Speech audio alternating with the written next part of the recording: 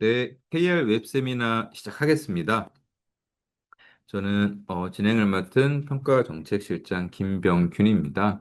저희가 어제부터 그 2026년 전망에 대한 말씀을 오늘까지 이틀에 걸쳐서 드리고 있고요.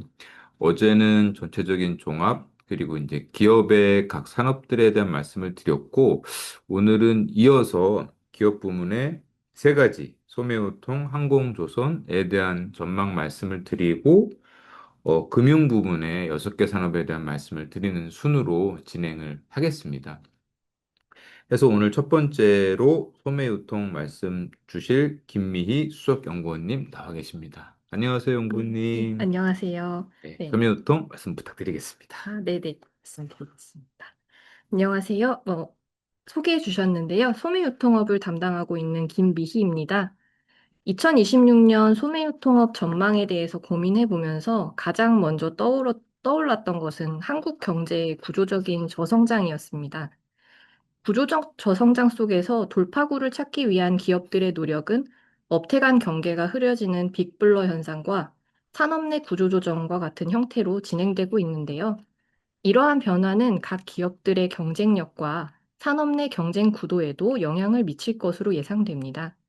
이와 같은 흐름을 반영해서 빅블러 현상과 산업 구조조정으로 촉발될 지각 변동이라는 제목으로 발표를 준비해 보았습니다. 2026년 소매유통업은 중립적인 사업 환경 속에서 올해와 유사한 수준의 실적을 이어갈 것으로 전망합니다. 이에 따라 소매유통업체들의 등급 전망은 중립적입니다. 2025년 내수 소비는 상저하고의 흐름을 보였습니다. 상반기까지는 경기 침체로 민간 소비 부진이 장기화되는 모습이었지만 하반기에는 민생회복 소비 쿠폰 지급 등 정부의 경기 부양책이 시행되면서 소비 심리가 반등하였습니다. 소매 판매액 성장률은 2025년 3분기 누적 기준 0.8%에 그쳤는데요. 상반기와 하반기를 나눠서 보게 되면 상반기에는 0.2%에 불과했던 성장률이 3분기에는 1.9%까지 상승하는 것으로 확인됩니다. 업태별 실적을 살펴보면 먼저 백화점은 2024년 이후 성장세가 둔화되면서 판매액이 정체되고 있습니다. 대형 플래그십 점포들은 우수한 입지와 집객력을 바탕으로 높은 성장세를 이어가고 있는 반면에 지방 소규모 점포들은 인구 감소 및 상권 약화의 영향으로 역성장을 기록하면서 점포 간 양극화 현상이 심화되고 있습니다.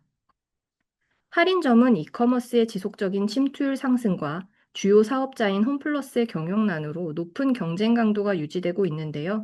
구조조정으로 점포 수가 감소 추세인 가운데 소비 쿠폰의 사용처에서 제외되면서 실적이 더 위축되었습니다.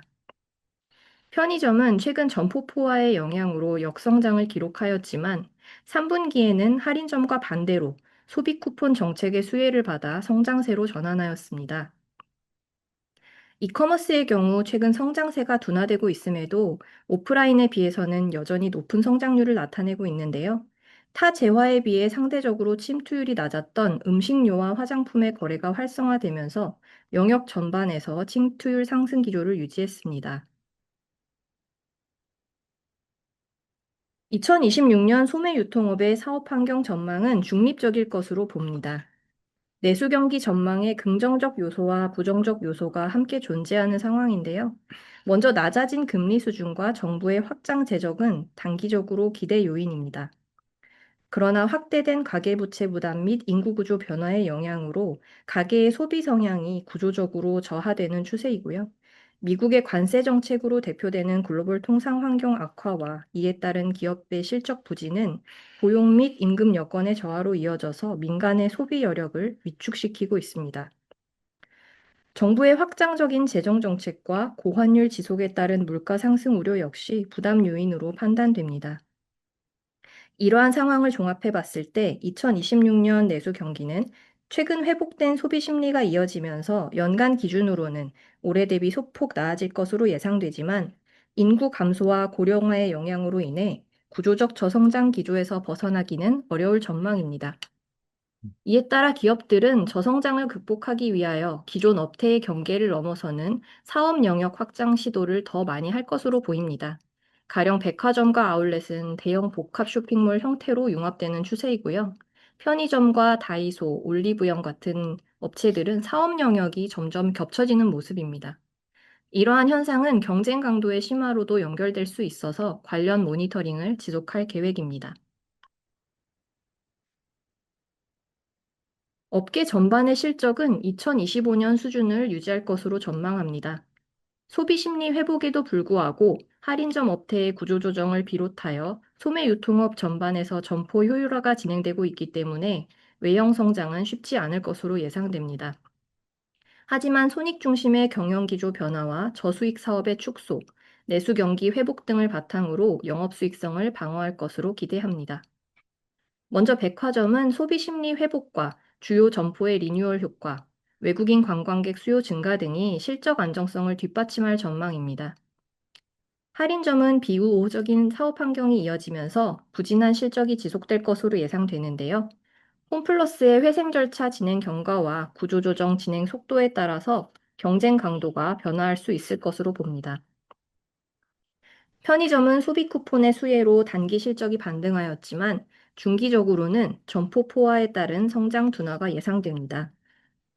이커머스 영역에서는 지마켓과 알리익스프레스의 조인트 벤처가 출범한 데 이어서 알리익스프레스에서 온라인 장보기 서비스인 알리프레시를 시범 운영하는 등 최근 국내에서 시커머스사의 적극적인 현지화 전략이 나타나고 있는데요.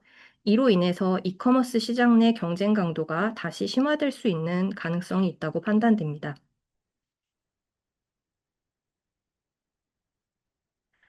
2025년에는 홈플러스의 신용등급 하향 조정이 있었습니다. 영업실적 부진과 과중한 재무 부담이 장기간 지속된 점, 그리고 중단 기간 내 실적과 재무 모두 개선 여력이 크지 않은 점을 반영해서 단기 신용등급을 A3에서 A3-로 하향 조정하였고요. 이후 홈플러스에서 기업회생 절차 개시 신청을 하면서 D로 다시 한번 등급이 조정되었습니다. 2026년 소매 유통업의 등급 전망은 중립적입니다. 집객력 유지를 위한 오프라인 점포망 투자 부담은 지속되겠지만 수익성 중심의 경영 전략과 보수적인 재무 정책에 기반하여 현 신용도에 부합하는 영업 실적과 재무 안정성을 유지할 것으로 전망합니다. 특히 백화점과 복합 쇼핑몰 업태를 중심으로 거점 지역의 플래그십 점포 투자가 진행되고 있어서 중기적으로 자금 소요가 확대될 전망인데요. 안정적인 영업현금 창출 능력과 자구 계획의 병행, 조달 구조 다변화 등을 통해서 재무 부담을 통제할 것으로 기대합니다. 2026년 소매 유통업 신용도의 키 이슈는 산업 내 구조 조정에 따른 경쟁 구도 변화와 플래그십 점포 개발 관련 투자 부담입니다. 할인점 업태는 소비 패턴 변화와 이커머스의 침투율 상승으로 높은 경쟁 강도가 유지되고 있는데요. 홈플러스로부터 촉발된 공격적인 가격 정책과 재반 비용 부담 상승으로 인해 채산성이 부진한 상황입니다. 기업 회생 절차에 있는 홈플러스는 올해 8월경 임대료 조정 협상이 결렬된 15개 점포의 폐점 계획을 발표했다가 여러 반발에 부딪혀 보류했었는데요. 최근에는 그중 적자 규모가 큰 5개 점포에 대해서 연내 영업 중단을 검토 중인 것으로 알려졌습니다. 이 건과는 별개로 기존 계획에 따라 올해 4개가량의 점포를 폐점한 것으로 파악되고요. 타 업체들의 경우에도 점포 효율화 전략을 추진하고 있기 때문에 할인점 업태의 점포 수는 당분간 감소할 것으로 예상됩니다. 편의점은 점포 포화로 확장 여력이 제한적인 가운데 수익성이 저조한 하위권 업체들을 중심으로 최근 점포 수가 감소세로 전환되었습니다. 점포 폐점 시 인근 점포는 반사 이익을 얻게 되고 경쟁 강도도 완화될 수 있어서 업태 전반의 채산성 관점에서는 기여하는 바가 있을 수 있는데요. 하지만 점포 수가 급격히 축소될 경우 해당 업체의 사업 경쟁력 약화로 이어질 수 있기 때문에 구조 조정이 각 업태 내 경쟁 구도 변화에 미치는 영향에 대하여 모니터링이 필요합니다. 앞서 말씀드렸던 바와 같이 최근 백화점, 아울렛, 복합 쇼핑몰 등을 중심으로 업태 간 경계가 모호해지는 빅블러 현상이 나타나고 있는데요. 이러한 가운데 거점 지역을 중심으로 대규모 타운화 전략이 추진되고 있어서 백화점과 복합 쇼핑몰을 운영하는 소매유통사의 투자 부담이 확대될 전망입니다. 무진 점포의 폐점, 유휴자산 매각, 조달구조 다변화 등을 통해 자본 부담을 완화한다는 계획이지만 투자가 확대되는 기간에 재무 부담 상승은 불가피해 보입니다. 아울러 대규모 투자가 일부 대도시에 집중되고 있어서 향후 경쟁 강도가 심화될 위험도 있습니다. 이에 따라 영업현금 창출을 통한 재무부담 완화 수준과 투자 완료 후 실적 안정화를 통한 재무구조 회복 속도, 주요 거점 지역의 경쟁 구도 변화 등에 대하여 모니터링을 지속할 계획입니다. 최근 원달러 환율이 1,500원에 육박하며 고환율 기조가 장기화되는 모습입니다. 이와 같은 고환율 현상은 물가 상승을 자극하여 가계의 소비 여력을 감소시키지만 한편으로는 해외여행으로의 소비처 분산을 억제하고 국내로 들어오는 외국인 여행 수요를 늘려서 소매 유통업 실적에 긍정적으로 작용할 수 있습니다. 최근 K 컨텐츠의 위상 강화, 중국인 단체 관광객 대상 한시적 무비자 입국 허용 등으로 외국인 관광객의 국내 유입이 증가하면서 소매 유통업체들의 실적에서 외국인의 기여도가 상승하는 추세인데요. 자유여행 비중이 늘어남에 따라 외국인 관광객들의 쇼핑 패턴 또한 과거 면세점 위주에서 백화점, 로드샵 등으로 다변화되고 있습니다. 고환율에 따른 영향은 업태별로도 차별화될 것으로 보입니다. 먼저 백화점은 다양한 쇼핑 콘텐츠를 통한 집객력과 럭셔리 패션 제품군 판매를 바탕으로 긍정적 영향이 예상되고요. 실제로 2025년 3분기 주요 백화점의 외국인 매출은 전년 동기 대비 두 자릿수 성장을 기록한 것으로 파악됩니다. 편의점, 올리브영, 다이소 등은 높은 접근성과 상품 구성 경쟁력에 기반하여 실적 수혜가 기대됩니다. 면세점의 경우 방한 외국인 증가는 긍정적이지만 고환율에 따른 가격 경쟁력 약화는 부정적 요인으로 작용할 수 있습니다. 이상으로 소매유통업 전망에 대한 발표를 마치겠습니다. 경청해 주셔서 감사합니다. 네, 말씀 잘 들었습니다.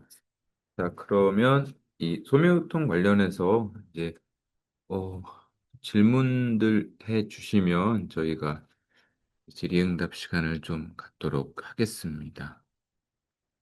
아, 네, 질문이 하나, 여섯. 지금 이 홈플러스가 네네. 뭐 여러모로 지금 이슈가 되고 있는데 네네. 회생 절차가 장기화될 경우에 저도 좀 궁금하긴 합니다. 아, 근데 네네. 그 외 대형 뭐 유통업계에는 어떤 영향이 있을까요? 일단 단기적으로는 지금 경영이 어려운 홈플러스가 현재와 같이 좀 공격적인 가격 정책을 이어가면서 할인점 업체 내 경쟁 강도가 높은 수준을 유지할 수 있을 것으로 보여집니다. 하지만 이제 회생 절차가 장기화되면서 점포를 유지하는 게 어려워지는 상황까지 갈 경우에는 영업 중단이나 폐점 의사결정으로 이어질 수 있을 것 같고요. 이러면 이제 인근에 위치한 경쟁 점포들은 좀 반사이익이 발생할 수도 있을 것으로 예상됩니다. 실제로 올해 이제 7월에 홈플러스 부천 지역에 있는 점포가 폐점한 다음에 인근에 위치한 이마트의 점포 매출이 크게 증가한 것으로 알려져 있는데요. 뭐 이런 영향들이 예상되지만 그럼에도 불구하고 회생 절차가 장기화되면서 불확실성이 지속되는 것은 업계 전반으로 봤을 음, 때도 음. 부담으로 작용할 수 있기 때문에 진행 경과에 대하여 모니터링을 이어가야 될 것 같습니다. 네, 감사합니다. 사실 또 쿠팡이 지금 되게 시끄러워서 네네. 궁금하긴 한데 아, 네. 저희 커버리지가 아니니까 예. 네, 그냥 제가 궁금증으로 간직하겠습니다. 네네. 네, 아, 네. 네, 형님 하여튼 말씀 아, 네네. 감사합니다. 네, 감사합니다. 고맙습니다. 예. 네.